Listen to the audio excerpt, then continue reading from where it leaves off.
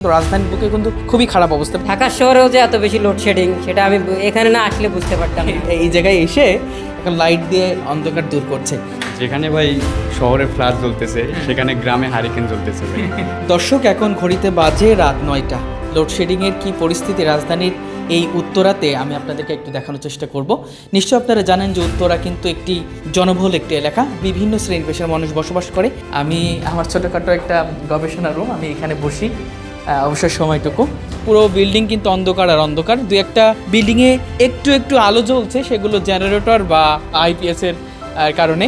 আমরা কিছুদিন আগেও কিন্তু দেখেছিলাম পররাষ্ট্র প্রতিমন্ত্রী একটা অনুষ্ঠানে গিয়েছিল, সেই অনুষ্ঠানে হঠাৎ করে কিন্তু সেখানে কারেন্ট চলে যায়। লোডশেডিং কিন্তু শুধু যে গ্রামে আছে এটা ভুল হবে বললে, রাজধানীতেও কিন্তু আছে। আমার মামাতো ভাই তিনি এসেছেন হচ্ছে চাঁদপুর থেকে। মামাতো ভাইয়ের কাছে একটু জানতে চাইবো কি অবস্থা, আপনাদের ওখানে কি কারেন্ট যায় নাকি শুধু আমাদের এখানেই যায়, ব্যাপারটা কেমন? ভাইরে ভাই, আমি ঢাকা না আসলে বুঝতাম না যে ঢাকা শহরেও যে এত বেশি লোডশেডিং সেটা আমি এখানে না আসলে বুঝতে পারতাম না। যে আমার মামাতো ভাইরে এই জায়গায় এসে এখন লাইট দিয়ে আলো নিচ্ছে বা অন্ধকার দূর করছে।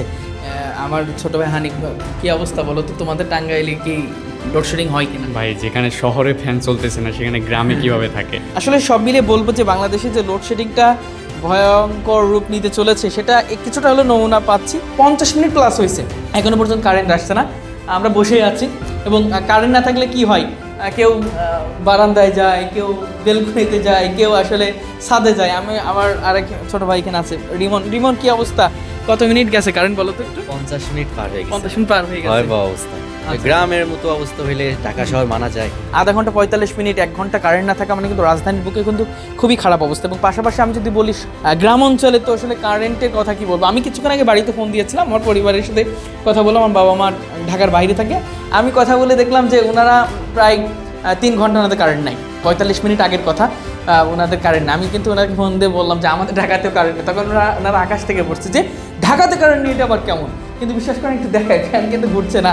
আবার এইদিকে আমার বাসার যে এই সাইডটা আছে, এই সাইডটা কিন্তু পুরো অন্ধকার, মনে হচ্ছে শ্মশান। যাই হোক, আমি একটু আপনাদেরকে বলবো যে রাজধানীতে এই অন্ধকারের কারণে কিন্তু খুব ভোগান্তিতে পড়তে হচ্ছে, যেহেতু কারেন্ট নাই। কারেন্ট না থাকলে কিন্তু কোনো কিছুই হয় না। এবং এখন আমি যদি বলি রাজধানীর কারোর বাসাতে চার্জার কিন্তু লাইট নাই। তোমাদের গ্রামে কি এখন চার্জার লাইট টাইট আছে নাকি? যেখানে ভাই শহরে ফ্ল্যাশ জ্বলতেছে সেখানে গ্রামে হারিকেন জ্বলতেছে ভাই। মানে শহরে যদি লাইট জ্বলে, গ্রামে হারিকেন জ্বলবে, এটা স্বাভাবিক কথা।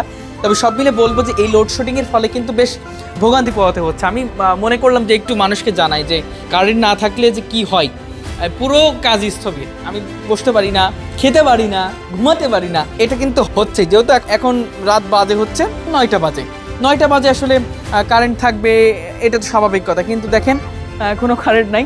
এত সুন্দর একটি জায়গা, এত সুন্দর একটা জনবহুল জায়গা, এখানে লক্ষ লক্ষ মানুষ বসবাস করে, সেই জায়গায় কারেন্ট না থাকলে কতটা ভোগান্তির মধ্যে পোহাতে হয় সেটা বলতে আর বাকি রাখে না। এই হচ্ছে পরিস্থিতি। তা আমি সরকারের দৃষ্টি আকর্ষণ করব যে এই অন্তত ঢাকা শহরটা বললে ভুল হবে, সারা বাংলাদেশে যাতে লোডশেডিংটা না থাকে। এবং ঢাকা শহরে যেহেতু 24টা ঘন্টা, ঢাকা সারা বিশ্বের মানুষ ঘুমাই গেলেও আমি বলবো ঢাকার মানুষ হলে জেগে থাকে। কারণ ঢাকা এমন একটি জায়গা, বাংলাদেশ বললে ভুল হবে, ঢাকা এমন একটি জায়গা যে জায়গায় 24টা ঘন্টায় কর্মব্যস্ত, কোনো না কোনো অ্যাকচুয়ালি কাজ চলেই।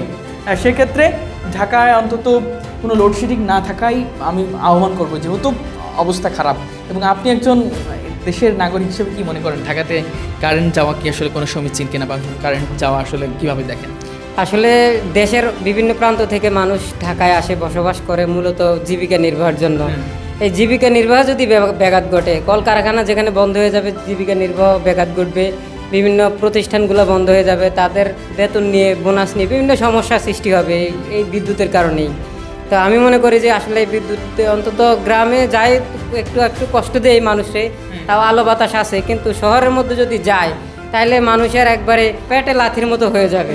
ধন্যবাদ ভাইয়া, খুব ভালো কথা বলেছে। তবে আপনাদেরকে একটু বলে রাখি, গ্রামে তাও কি আছে, গাছপালা আছে, আলো বাতাস আছে। এবং গ্রামে মানে ঘর দৌড় বা বাসা বাড়ি মানে কিন্তু প্রচুর জায়গা নিয়ে, অর্থাৎ 2-3 বিঘার উপর একটা বাড়ি একাই থাকে।